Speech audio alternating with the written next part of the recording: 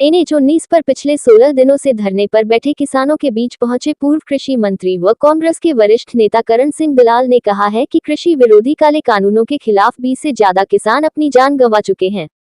उन्होंने कहा कि करनाल के संत बाबा राम सिंह द्वारा अपने प्राणों की आहुति देना काफी व्यथित करने वाला है। यह बेहद ही शर्मनाक है कि एक तरफ किसान अपनी जान गंवा रहे हैं और दूसरी तरफ भाजपा सरकार हल निकालने की बजाय किसानों की आवाज को दबाने के लिए हथकंडे अपना रही है। पूर्व मंत्री ने आंदोलन के दौरान जान गंवा चुके किसानों को श्रद्धांजलि दी।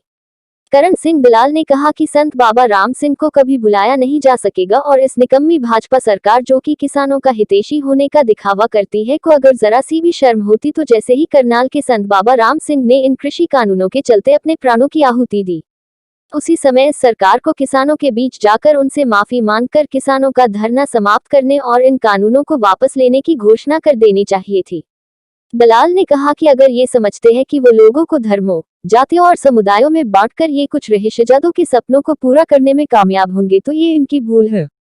उन्होंने कहा कि केंद्र सरकार द्वारा पास किए गए कृषि कानूनों के खिलाफ सिख भाइयों ने सरकार को आईना दिखाना का बीड़ा उठाया है और औरंगजेब जैसे शासक के सामने जिन्होंने हार नहीं मानी,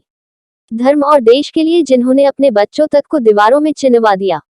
देश की आजादी के लिए जो फांसी के फंदों तक चढ़ने के लिए पीछे नहीं हटे, आज ये मोदी, खट्टर और भारतीय जनता पार्टी के ये नौटंकियां अगर ये समझते हैं कि ये हमारे सिख भाइयों के हौसलों को परस्त करने में कामयाब होंगे तो ये इनकी बहुत बड़ी भूल है। और आज किसानों की इस लड़ाई में 36 बिरादरी उनके साथ है और इस आवाज को अभी और भी बुलंद करने की जरूरत है, क्योंकि अगर इस लड़ाई को किसान हार जाते हैं तो आने वाले समय में कोई किसानों, मजदूरों और गरीबों के हक की लड़ने की हिम्मत नहीं करेगा। दलाल ने कहा कि आज बड़े शर्म की बात है कि देश का प्रधानमंत्री वैसे तो किसानों के हक की बात करता है। हम पूछना चाहते हैं कि कौन से किसान सरकार से ये निवेदन किया कि ये कानून हमारे लिए बनाए जाए। ये कानूनों किसानों के हक में नहीं है। वो भी कृषि मंत्री रहे हैं और ये कानूनों किसानों के लिए नहीं बल्कि अदानी और अंबानी के लिए बनाए गए। उनके व्यवसाय को बढ़ाने के लिए आज किसानों के मुंह का निवाला छीनकर ये भारतीय जनता पार्टी की सरकार अदानी और अंबानी की चिंता कर रही है। ये कानून सरकार द्वारा किसानों को गुलाम बनाने के लिए बनाए हैं। दलाल ने कहा कि सरकार अपने अड़ियल रवैये को छोड़कर किसानों की मांगों को माने और कृषि विरोधी काले कानूनों को रद्द करे। आज मैं आपकी तरफ से, अपने समस्त इलाके की तरफ से संत राम सिंह जी को भी श्रद्धांजलि अर्पित करता हूं, जिन्होंने अन्नदाताओं के दुख को देखते हुए और जब ये देखा कि ये बेहूदी सरकार किसानों की आवाज को नहीं सुन रही है तो उन्होंने अपने जीवन का सर्वोच्च बलिदान देते हुए कल जो सिंघू बॉर्डर के ऊपर आपने आज अखबारों में पढ़ा होगा, एक ऐसा संत जिनके लाखों भगत हैं, अनुयायी हैं और सारा जीवन उन्होंने लोगों की सेवा में लगाया, किसानों का दुख नहीं देख सके और अपने जीवन का सर्वोच्च बलिदान देकर के इस दुनिया से विदा हो गए। इस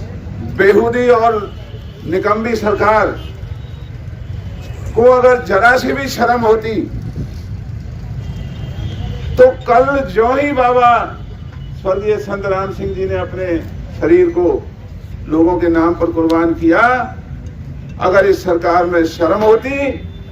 तो कल ही वहां बॉर्डर पर जाकर के माफी मांग करके इस आंदोलन को समाप्त करने के लिए और इन कानूनों को वापस लेने की घोषणा कर देनी चाहिए। आज बेशर्मों की तरह एक शब्द तक उन्होंने ये नहीं किसी सरकार के मंत्री या प्रधानमंत्री ने कहा है कि इतनी बड़ी घटना हुई। और अगर ये समझते हैं लोगों को जातियों में, धर्मों में बांट करके, लोगों को समुदायों में और इलाकों में बांट करके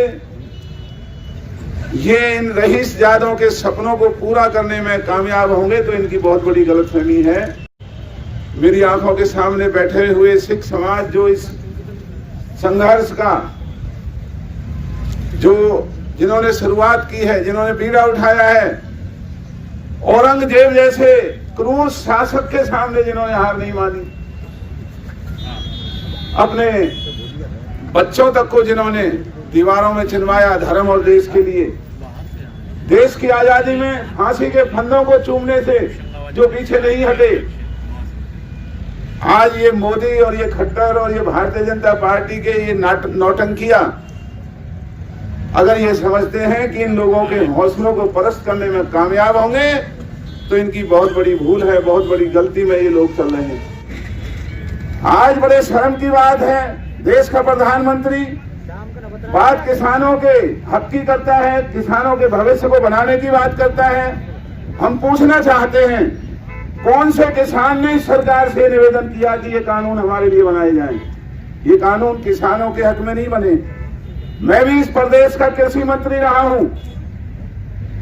और कृषि मंत्री रहते हुए किसान के घर में जन्म लेने के बाद और किसानों के बीच में अपने जीवन का यापन करने के बाद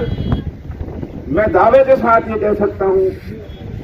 कि ये कानून किसानों के हक में नहीं बनाए गए। ये कानून बनाए गए हैं अडानी अंबानी के लिए, बड़े बड़े व्यवसायियों के लिए, बड़े बड़े पैसे वालों के लिए, उनकी धन दौलत को बढ़ाने के लिए। हमारे मुंह का निवाला छीन करके भारतीय जनता पार्टी की सरकार आज अडानी और अंबानी के परिवारों की चिंता कर रही है। और इस इलाके के अंदर यहां या किसी गांव की चौपाल पर मैं चुनौती देता हूं भारतीय जनता पार्टी की सरकार को, इनका कोई अधिकारी, कोई इनका मंत्री, कोई इनका पदाधिकारी हमारे सामने, लोगों के सामने बहस करे और हमें बताए कि ये जो 3 कानून इन्होंने बनाए हैं, इन कानूनों की कौन सी धारा किस तरीके से किसानों की मदद कर रही है।